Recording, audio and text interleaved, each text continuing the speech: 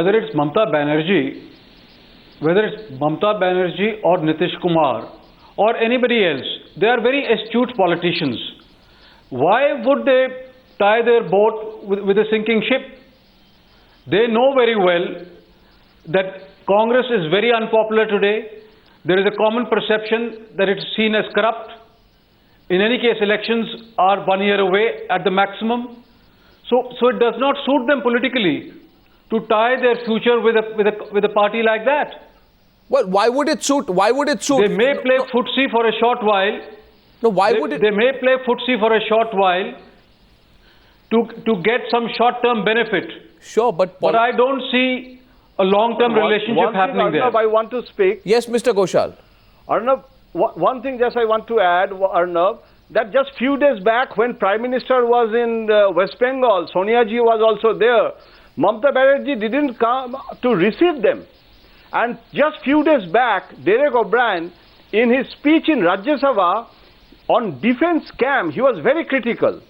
So I don't want to say that today's what Mamata has done, that means she is going to support Congress and she is diluting the anti-Congressism. Tomorrow, Trinamool MPs are in front of Gandhi's statue in Parliament.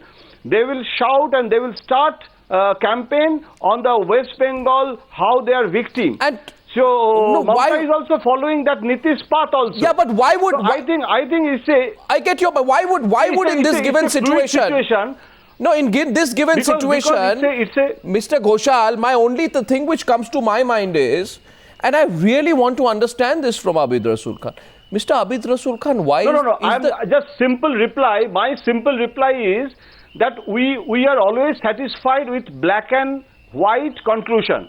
But actually, Mamata's politics is now in a grey area. I understand. Because she 1 year is still there. She doesn't want to hostile the constitutional relationship. Amit Mitra has to come tomorrow to North Block to meet Chidambaram. Just after 1 week, Mamata is coming to Delhi. Sure. But that doesn't mean that post 2014, Mamata will go with Congress. Here's a prediction. I don't want to derive from this. No, once. Here's a prediction, Professor Vivek Kumar.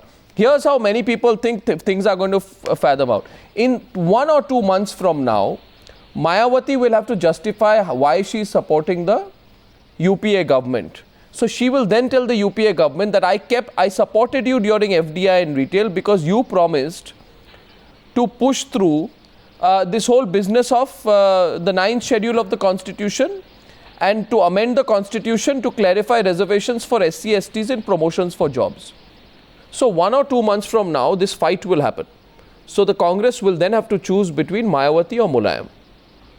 If it goes with Mayawati, it will have to push this reservation bill through. Am I correct?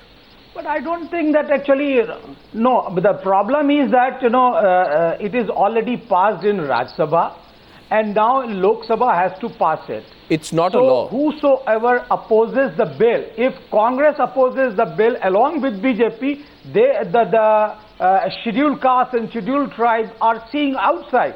So therefore, no political party has courage to oppose directly. Yes, but they are doing these things but this issue indirectly. But this issue, I don't think that SP counts at all. No, you may feel so, but this issue will come to a head by May when the session resumes.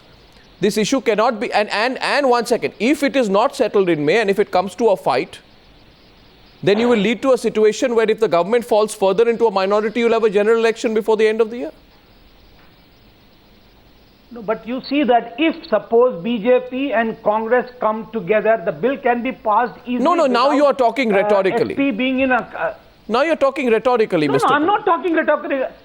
I am talking about sheer practical wisdom which I saw during the floor management. BJP did not oppose the bill, neither in Rajya Sabha, and they are not going to oppose it. If they oppose, definitely they are going to have it. Well, I mean, the reason I'm opposing this bill? No, Mr. Professor Vivek Kumar, the reason I'm bringing this forward today is because this is one of the reasons which could make politics very unstable by the summer of this year. We are entering a very inherently unstable phase where any small issue could be a flashpoint tomorrow, bigger than it was 6 months back. GVL Narasimha Rao, the general view is Nitish Kumar has gained. He's the biggest hero of this week. Everybody's talking about Nitish Kumar. And the person whose position has become weaker now is probably Narendra Modi. Do you agree with that view that Narendra Modi's... Now, either the BJP decides, you have to decide. The time has come, Mr. Narasimha Rao, for you to tell the people of this country how you have settled your leadership issue, your internecine battle.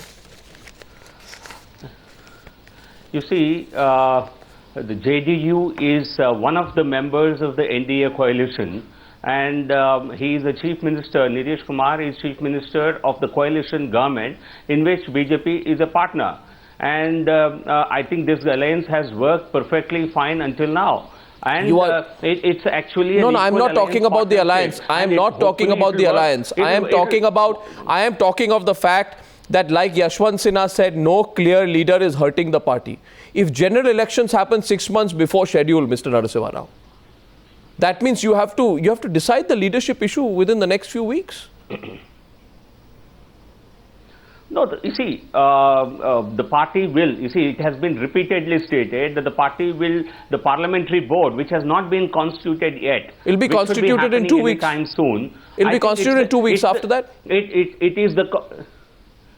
No, if once it's constituted, I think it's in the domain of the parliamentary board. I want to get Abid Rasool Khan on this. And it's a very pressing issue. Let me understand this. And Mr. Narendra Modi has only in the last 3 months, even after, you see, he has always been a top-ranked national leader. No. Don't play it down. I'm not talking about top-ranking leader. I'm talking about settling this issue once and for all. Abid Rasool Khan, you know, you have your own set of problems. Do you think this is the problem? Let me come there.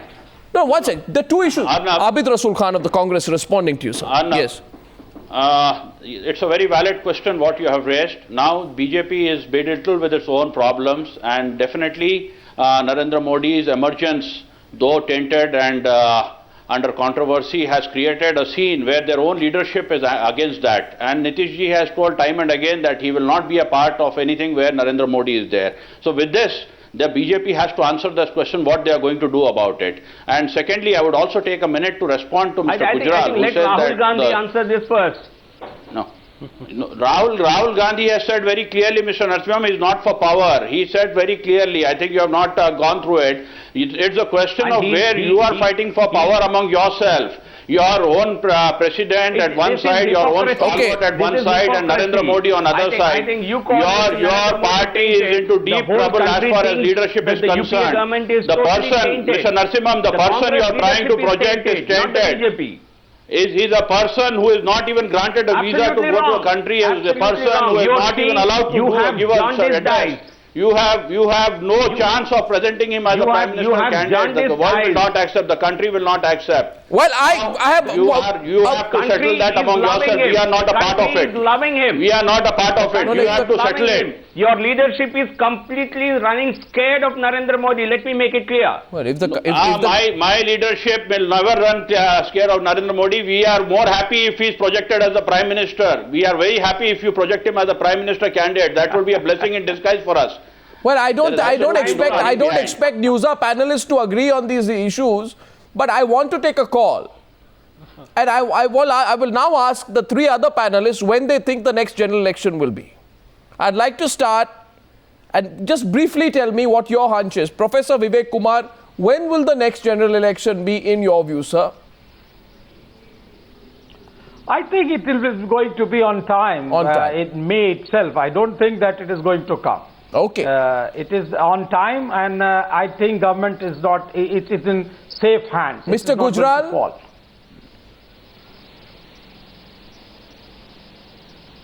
Mr. Gujral, when is your hunch for the next general election? Arnab, when the kidneys fail, multi-organ failure starts thereafter. It's only a matter of a short while, because when we talk to these supporting parties inside the parliament, there is a huge trust deficit. And what we gather from them is that this government doesn't have too much time, and I don't think it will last beyond the next session. Beyond the next session? You will be mistaken. That means before the winter of this year. Jayanta Ghoshal, last word to you. Where would you put your bet? No. We meet again in 1 month. There will be meet in 1 month. So you're actually saying it won't last more than 3 months. Jayanta Ghoshal. There will be political, I think, Arnab, there will be political turbulence, there will be political instability, but election will be on time, and because no political party actually operationally they don't want early election, because now only 1 year is now actually it is not actually midterm poll also, it's not a snap poll also actually. Just nobody will like to crucify, nobody likes. So I don't think and you know, one thing I want to tell you, that you can remember Mr. Advani also said once that there would be a fixed tenure of a actually Lok Sabha session. There should not be any destabilization of the parliamentary. I don't know.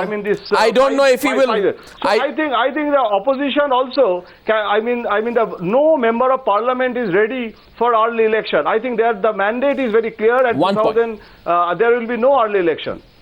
One small point at the very end. Let me put my own 2 bit in. Mulayam won UP, but he won UP by a very narrow margin. Very narrow margin.